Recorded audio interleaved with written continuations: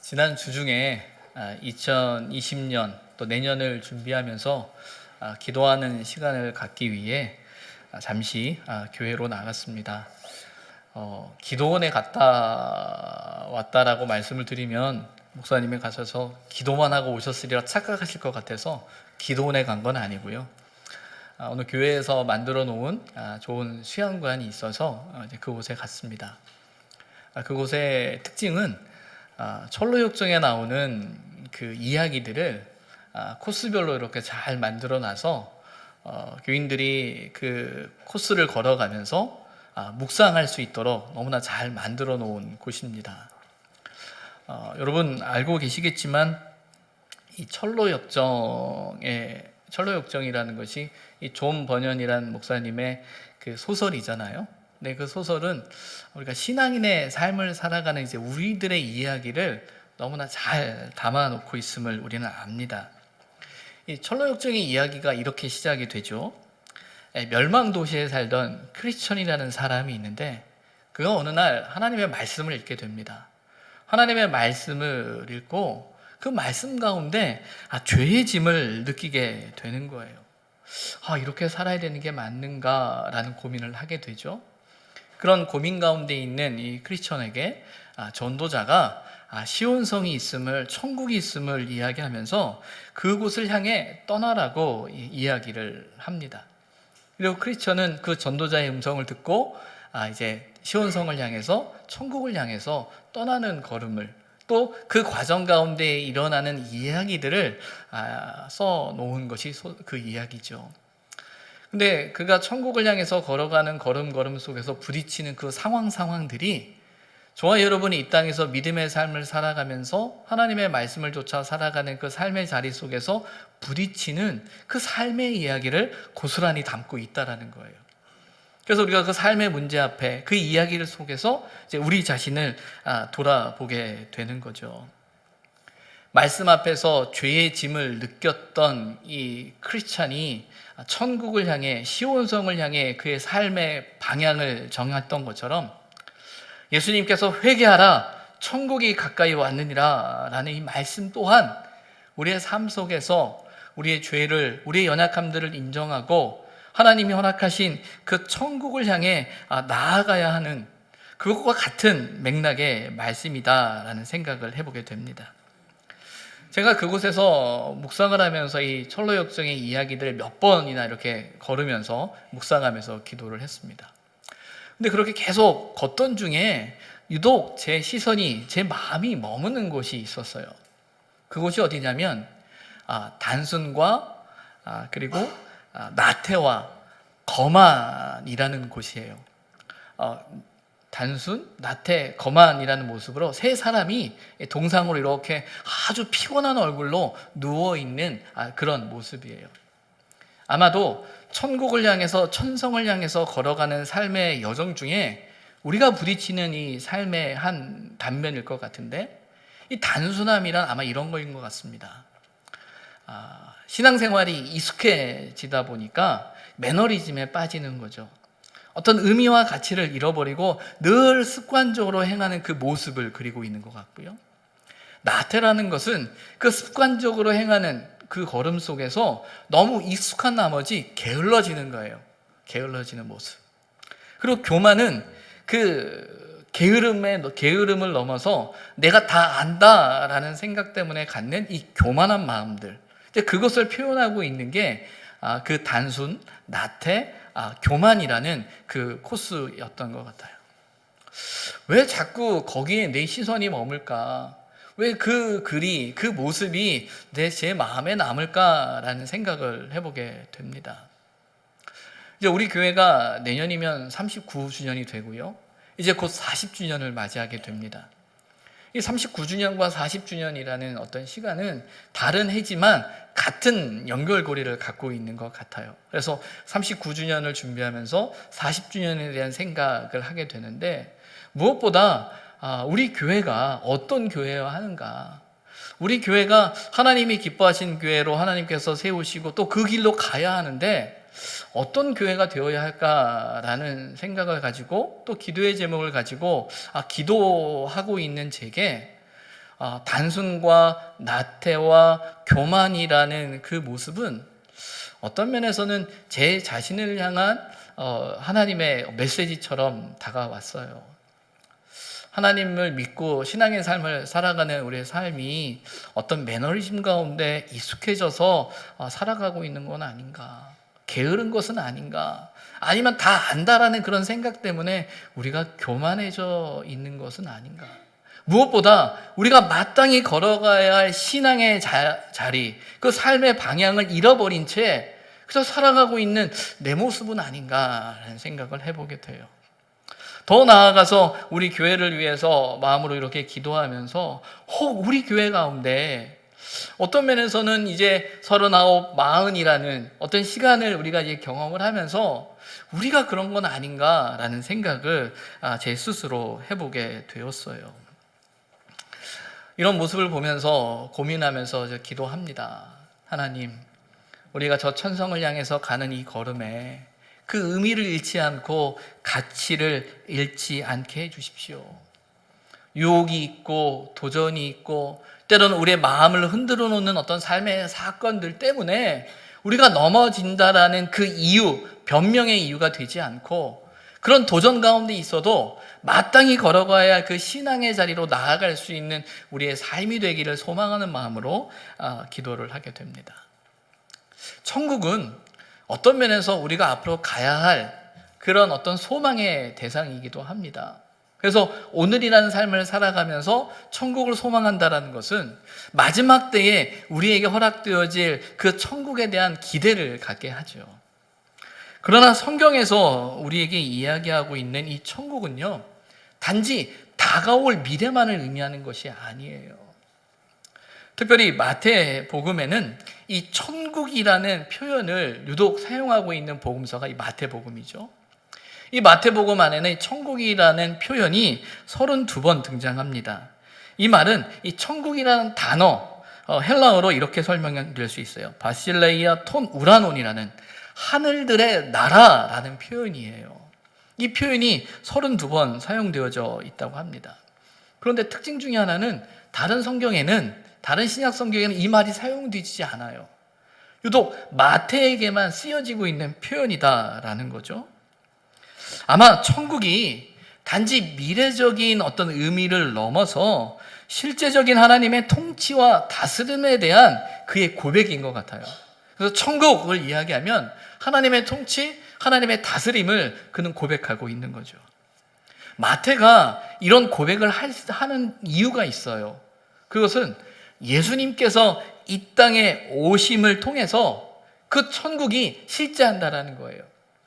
우리가 죽어서 가는 그 천국, 마지막 때의 종말을 경험하면서 경험되어지는 그 천국만이 아니라 오늘이라는 삶 속에 예수 그리스도께서 이 땅에 오심으로 하나님의 나라가, 천국이 이 땅 가운데 임했다라는 신앙의 고백으로 마태는 이야기하고 있습니다. 천국에 대한 신학적인 해석을 함에 있어서 두 단어로 설명을 합니다. 하나는 이미, 또 하나는 아직이라는 단어예요. 둘 다 이제 부사인데 이미라는 그 단어 속에는 하나님의 나라가 이미 임했다라고 설명을 합니다. 그 이유는 예수님께서 오셨기 때문이죠.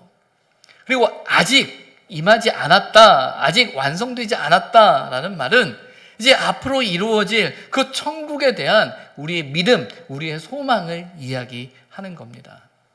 그래서 많은 신학자들, 교부들로부터, 예전에 있을 교부들로부터 똑같이 이야기하는 것은 무엇이냐면 예수님의 오심에 대해서 이렇게 말해요. 하나님의 나라가 깃들어 있다. 오리겐이라는 교부는 이렇게 말을 했고요. 또 그의 인격이 실현되어 있다. C.H. 다드라는 신학자는 이렇게 이야기를 해요.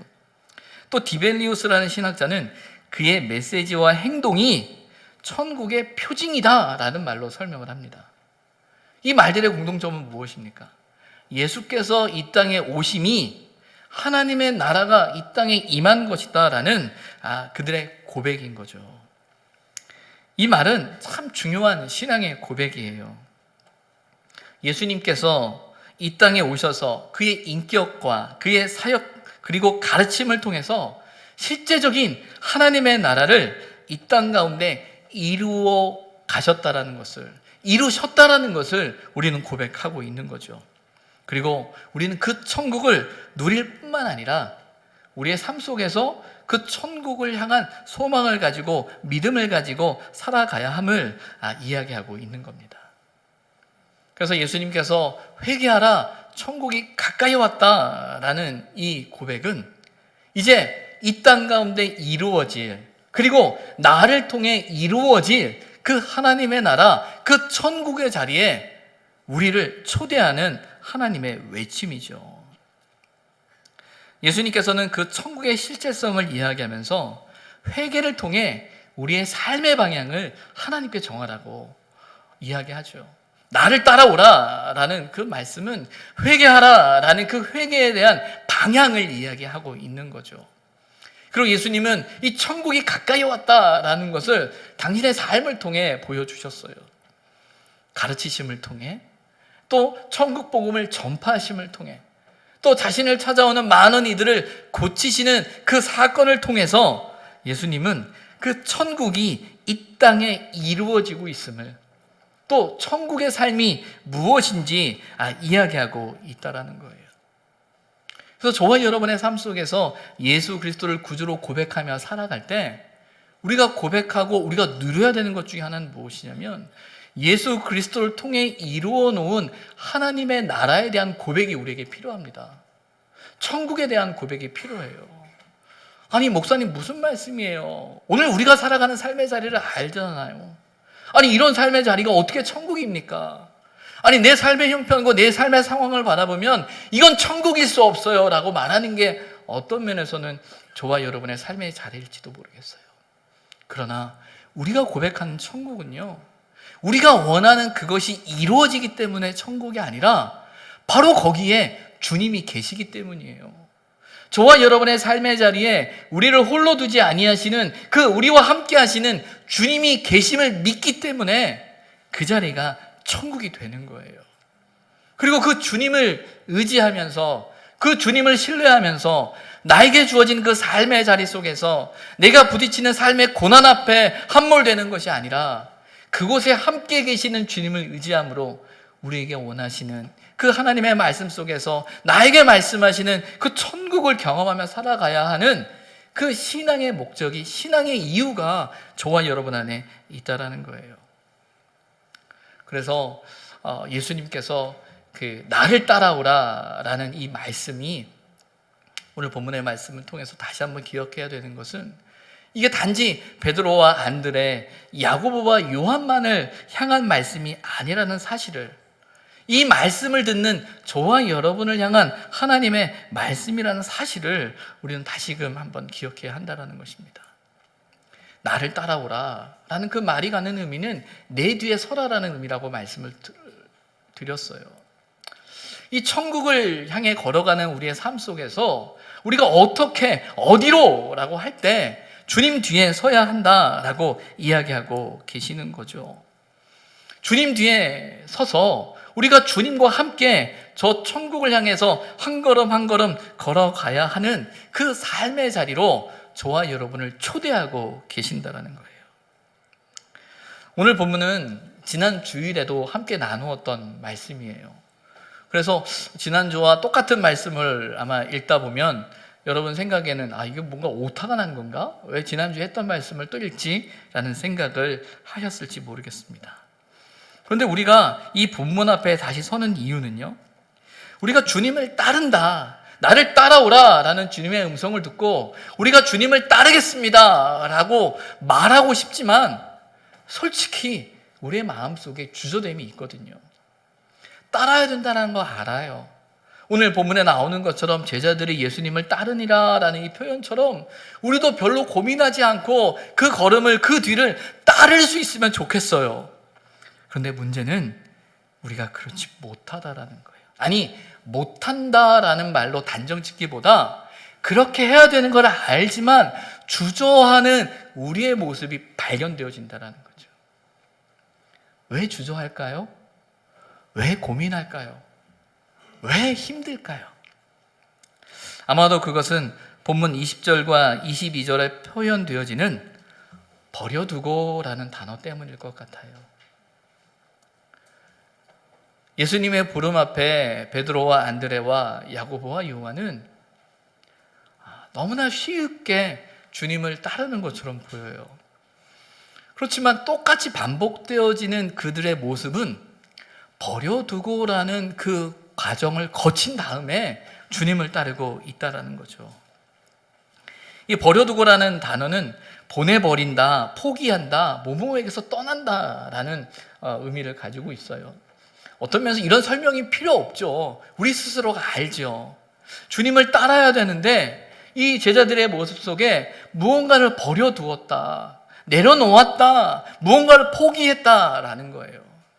거봐. 역시 교회 다니면 뭔가 포기해야 돼. 거봐, 지금까지 내 마음대로 살았다는 거 이거 내려놓아야 돼. 내가 이럴 줄 알고 교회 안 가는 거야 라고 말하고 생각하고 계실지 모르겠어요. 맞아요. 신앙생활을 하다 보면 내려놔야 돼요.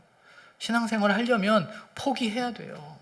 신앙생활 제대로 하려면 떠나보낼 거 떠나버려야 되고요. 잊을 거 잊어야 됩니다. 그런데 문제는 그 일이 너무나 힘들게 느껴지는 거죠.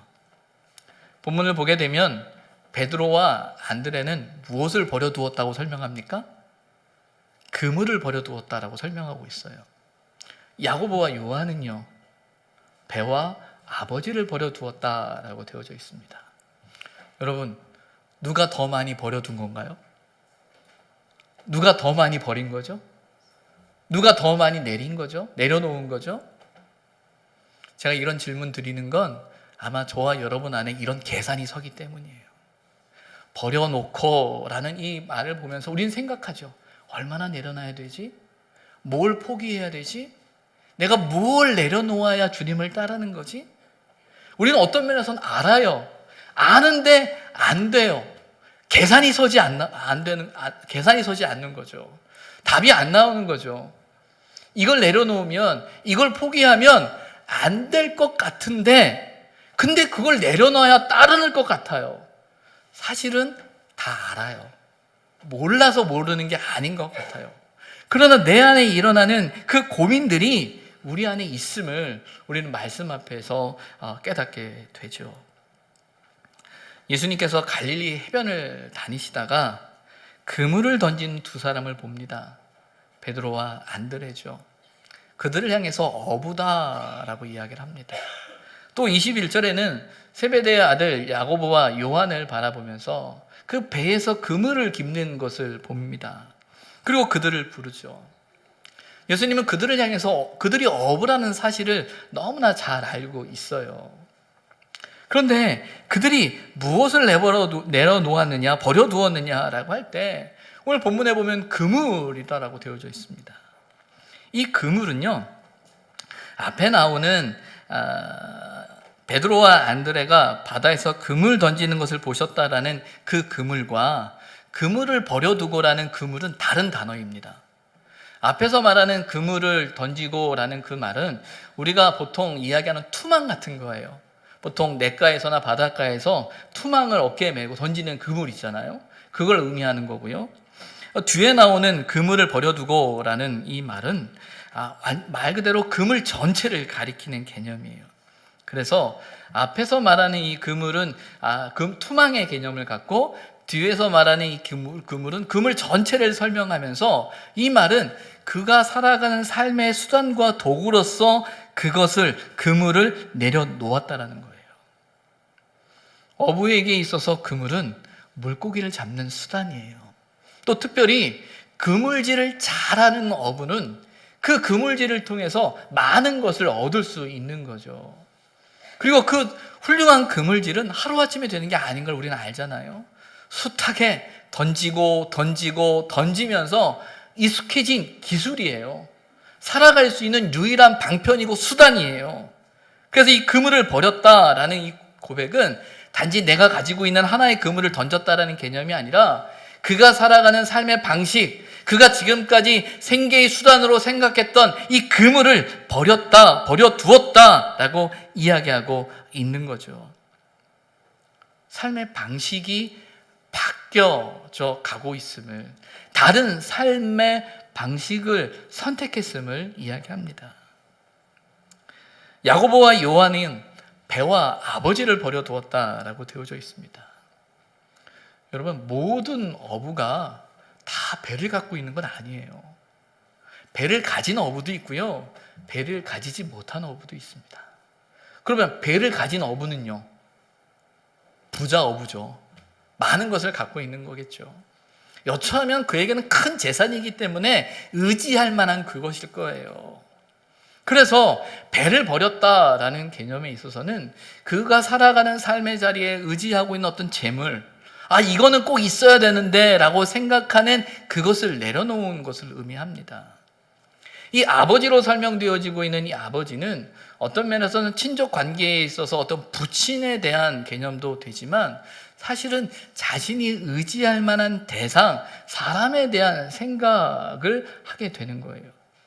여러분, 우리가 살면서요, 적당한 재물이 있고요, 또 나름의 좋은 인맥을 갖고 있으면 삶이 조금 편안합니다. 필요한 재물이 있고, 또 어려울 때 도움을 청할 수 있는, 또 함께 할 수 있는 사람들, 나름의 좀 좋은 인맥을 갖고 있다고 하면 어떤 문제를 해결하는데 쉽다라는 사실을 우리는 너무나 잘 알아요. 제 친구 중에 한 명이 이 경기도 시흥에서 이제 목회를 하려고 이제 개척을 준비하고 있는 친구가 있어요. 그 친구가 어느 날 이렇게 만나서 이야기를 나누는데 저한테 너 그 시청에 아는 사람 없냐라고 묻는 거예요. 갑자기 뜬금없이 뭔 소리야? 그랬더니 하는 말이 자기가 개척하려고 하는 그 곳에 물이 안 나온다라는 거예요. 수도가 없다라는 거예요. 그래서 그 지하수를 팠는데 그 지하수에서 소금물이 나온다라는 거죠. 그래서 고민하다가 이 시청이 이야기를 하는데 거기는 사람도 별로 살지 않아서 방법이 없다라는 거예요. 그러면 농담 반 진담 반 이렇게 말해요. 너 혹시 높은 사람 아는 사람 없냐? 제가 전에 있었던 교회가 원체 사람들이 많고 다양한 사람들이 살아있던 교회다 보니 혹시나 하는 마음에 묻죠. 역시나 아는 사람이 없었어요. 중요한 건 우리 마음속에 그런 게 있어요. 어떤 어려운 문제가 부딪히면 그것이 원칙이고 법인 줄 알면서도 내가 누군가 아는 사람이 있으면, 영향력 있는 사람이 있으면, 힘이 있는 사람이 있으면 그 문제가 해결될 수도 있다라는 기대가 우리에게 있어요. 그래서 그런 영향력 있는 사람을 갖고 살아가는 건 어떤 면에서 우리에게 유익한 거예요. 그런데 오늘 본문에 야고보와 요한은 배와 아버지를 버려두고 따랐다라는 거예요. 이렇게 생각하니 그의 버려둠이 얼마나 큰 것인지, 그래서 그 버려둠이 종아 여러분에게 얼마나 큰 부담으로 다가오는지 우리는 생각해 보게 되죠. 근데 저는 이 버려두고라는 이 모습 속에서 본문이 이야기하고 있는 그물, 배와 아버지라는 어떤 그런 의미보다 제 마음속에 더 크게 다가오는 그들을 향한 시선은 뭐냐면, 무책임한 것처럼 보이는, 때로는 무정한 것처럼 보이는 그 느낌이 제겐 더 크게 다가와요. 아니, 그가 그물을 내려놓으면 자기 혼자 그물질 안 하는 것으로 끝나면 괜찮은데 그게 그렇게 끝나는 건가요?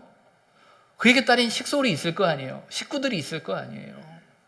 그가 배를 버리고 아버지를 떠나면 아버지를 때로는 의지할 대상이기도 하지만 누군가는 돌봐야 할 일인데, 자식이 그렇게 떠나고 나면 이 일이 되는 거야? 라는 생각을 하면서 우리도 모르는 사이에 제 마음속에는 그 무책임함과 무정함이라는 그 단어가 제 마음속에는 먼저 일어나요.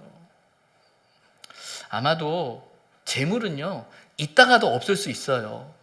그래서 사실은 이런 문제가 부딪히면 우리도 모르는 사이에 무책임해, 그 책임에 대한 문제, 무정함에 대한 문제, 어떻게 너는 그럴 수 있어? 식구도 사랑하지 않으면서 누구를 사랑한다고? 라는 어떤 그런 말 앞에서 우리는 너무나 고민되어질 수밖에 없는 게 사실이에요. 이런 모든 상황을 알기 때문에 나를 따라오라 말씀하시는 주님 앞에서 우리도 베드로처럼, 안드레처럼, 야고보와 요한처럼 내가 주님을 따르겠습니다라고 빨리 반응하면 좋겠는데 그게 안 돼요. 그게 우리의 삶이고 저와 여러분의 모습일지도 모르겠어요.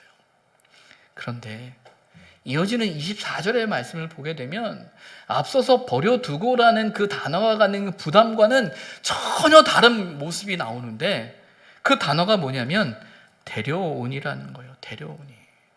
어떤 의미죠? 많은 사람들이 예수님 앞에 오는 거예요. 그리고 사람들이 또 다른 사람들을 예수님 앞에 데려오고 있다라는 거예요. 좀 뭔가 그림이 잘 그려지지 않죠? 앞서서는 주님을 따른다라는 것, 주님 앞에 간다라는 것이 왠지 모를 부담으로 작용하고 있다면, 이 데려온이라는 단어는 전혀 그런 부담 없이 주님을 향해 가고 있는 사람들의 모습이 보인다라는 거예요. 제가 본문을 보면서 이런 생각을 해봅니다. 주님 앞에 갔을 때 데려오는 그 사람들을 주님이 어떻게 하셨어요? 고치셨다라고 되어져 있습니다. 이 고치다라는 단어가 갖는 의미는 뭐냐면요, 단지 육신의 질병을, 육체의 문제를 치료하는 것을 넘어서요, 영혼의 치료까지 의미를 하는 단어예요. 어떤 의미죠? 사람들이 주님 앞에 오는 이유가 있어요. 주님 앞에 갔더니 우리의 병을 고친다라는 거예요. 주님 앞에 갔더니 내 영혼의 문제가 해결된다라는 거예요. 주님 앞에 갔더니 내가 살아가면서 힘들어하고 어려워했던 그 문제들이 해결되는 경험을 갖게 되는 거죠. 그래서 그 경험을 가진 사람들이 다른 사람들을 데려오고 있다는 거예요. 앞서서는 주님을 따른다라는 그 상황 앞에서 이 버려두고라는 단어 앞에 고민하고 있는 우리 자신을 보는데, 또 한편에서는 그 주님의 고치심의 역사를 경험하는 사람들, 또 그것을 소망하면서 주님을 향해 달려가고 있는 사람들의 모습을 발견하게 돼요. 우리는 어디에 서 있습니까? 여러분은 어디에 서 있습니까? 그러면서 제가 이 버려두고라는 단어를 다시 생각했어요. 이 버린다라는 것, 내려놓는다라는 것, 내가 가진 것을 포기하는 것처럼 보이고, 내가 책임져야 할, 내가 돌봐야 할, 내가 마땅히 살아야 할 그 삶을 내려놓고 하나님을 섬기는 것처럼 보일 때, 뭔가 희생되어야 하고 뭔가 포기해야만 되는 것처럼 보이는 그 모습이 정말 포기일까? 정말 손해보는 걸까? 정말 잃어버리는 걸까? 정말 그렇게 살면 바보 같은 삶일까? 마태복음과 마가복음, 누가복음에 공통적으로 나오는 많은 이적의 사건들이 있습니다. 그 중에 하나가 뭐냐면 베드로의 장모의 열병을 고치시는 장면이 나와요. 예수님께서 베드로의 집에 가셔서 그곳에 계셨던 그 베드로의 장모의 병을 고치는 장면이 나옵니다. 아니, 부모를 버려두고 가족을 버려두고 주님만을 따르겠다고 나갔던 사람의 모습에서 어떤 면에서는 가족을 챙기지 않고 뭔가 책임을 다하지 않는 것처럼 보여지는 그런 모습이었는데, 실제는 어떻게 됩니까?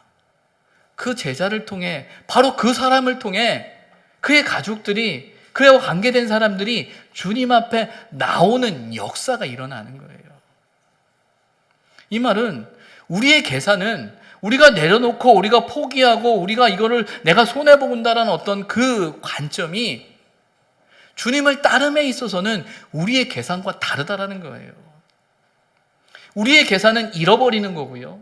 우리의 계산은 손해보는 것 같고요. 우리의 계산은 이러면 안 되는 것 같은데, 주님을 따른다라는 건 어떤 계산의 문제가 아니라 진정한 삶의 가치와 의미의 문제이기 때문에, 주님을 따른다라고 할 때 그 따름을 통해 버려둠으로 끝나는 것이 아니라 그 버려둠을 통해 데려오는 역사가 일어나는 거예요. 나의 내려놓음을 통해 하나님께서 채우시는 또 다른 역사가 일어나는 거예요. 그게 우리의 신앙의 고백인 거죠. 주님이 우리를 부르시는 것은요, 우리를 고생시키고 우리를 힘들게 하고 우리를 어렵게 하는 것이 하나님의 취미 생활이기 때문에 부르는 게 아니에요. 하나님께서 저와 여러분을 부르시고 우리를 하나님이 마땅히 걸어갈 삶의 자리로 나를 따라오라 말씀하시는 건요, 그렇게 사는 게 잘 사는 길이기 때문이에요. 그렇게 살아내는 것이 마땅한 삶이기 때문이에요.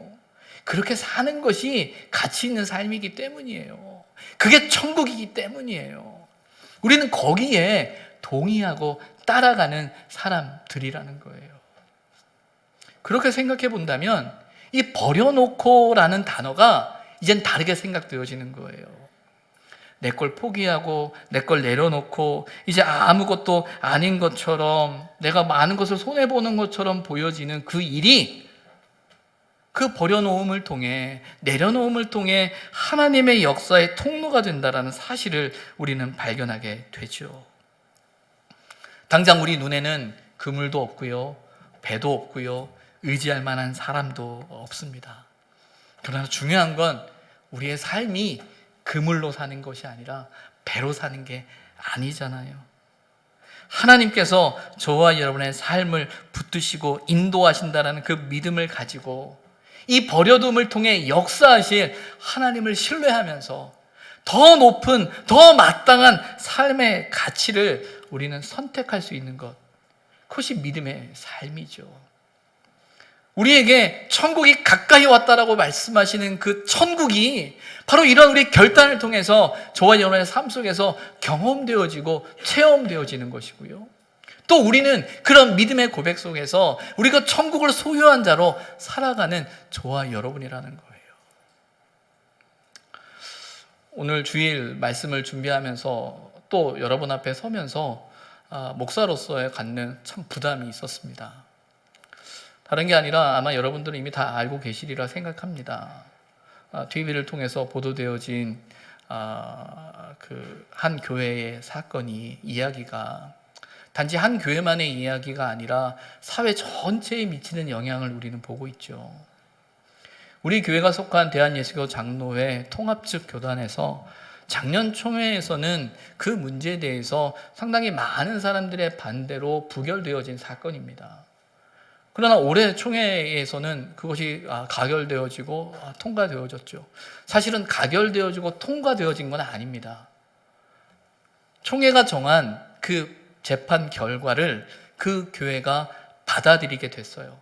받아들였기 때문에 1년 반 동안은 더 이상 위임 목사로 담임 목사의 직을 수행할 수 없게 되고 노회에서 파송된 목사가 그 교회를 섬기게 됩니다. 그러나 문제는 1년 반이 지난 2021년 1월부터는 다시금 청빙할 수 있다는 그 일을 통해서 우리가 가지고 있고 고민하고 있는 이 본질적인 문제에 대한 문제를 나름의 합의안을 만들어낸 거지만 이 합의안 앞에서 우리가 쉽게 동의되어지지 않는 이 현실을 우리는 경험하고 있는 거죠. 제 개인적으로는 짧은 경험이지만 미국의 몇몇 교회들 속에서 보면서 아버지가 그 아들의 대를 이어서 목회하는 것을 보았고, 또 남편이 먼저 돌아가심으로 그 부인이 그 교회를 목회하는 교회를 봤어요. 한국적인 정서에서는 그들에게 물었죠. 이게 가능한 일입니까?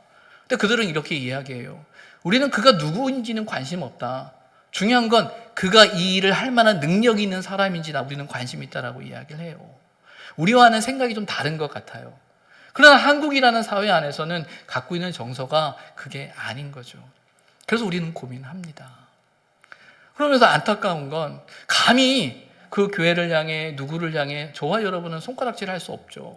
왜냐하면 우리 또한 다양한 모습으로 연약한 모습이 있기 때문에 우리는 쉽게 말하거나 판단하거나 정죄할 수는 없습니다.